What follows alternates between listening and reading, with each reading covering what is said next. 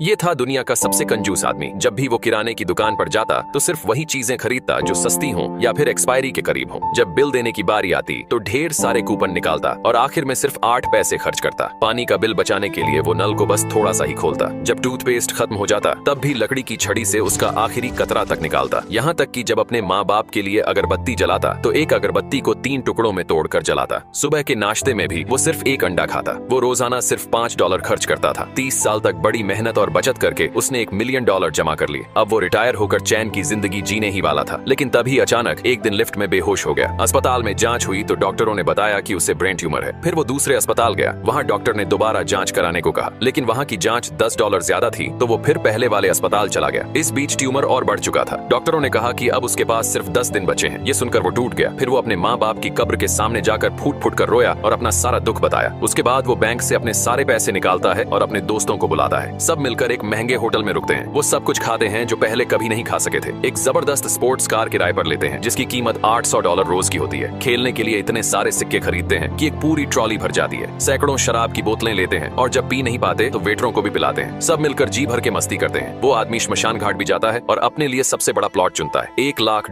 के नकली नोट खरीदता है जो मरने के बाद जलाए जाते हैं। वो मरने वालों वाला मेकअप भी करवाता है ताकि सब कुछ पहले से तय रहे। आखिरी दिन वो अपने घर लौटता है। वहाँ रखी हुई एक एक्सपायरी हो चुकी सॉसेज खाता है और थोड़ी ही देर में बेहोश हो जाता है। उसके दोस्त उसे फौरन अस्पताल ले जाते हैं। जब वो होश में आता है तो डॉक्टर बताते हैं कि उसकी रिपोर्ट गलत थी। उसे ब्रेन ट्यूमर था ही नहीं। असल में उसे फूड पॉइजनिंग हुई थी क्योंकि उसने सड़ी हुई चीज खा ली थी। ये सुनते ही वो जोर जोर से रोने लगता है क्योंकि उसने अपनी पूरी जिंदगी की कमाई कुछ ही दिनों में उड़ा दी थी।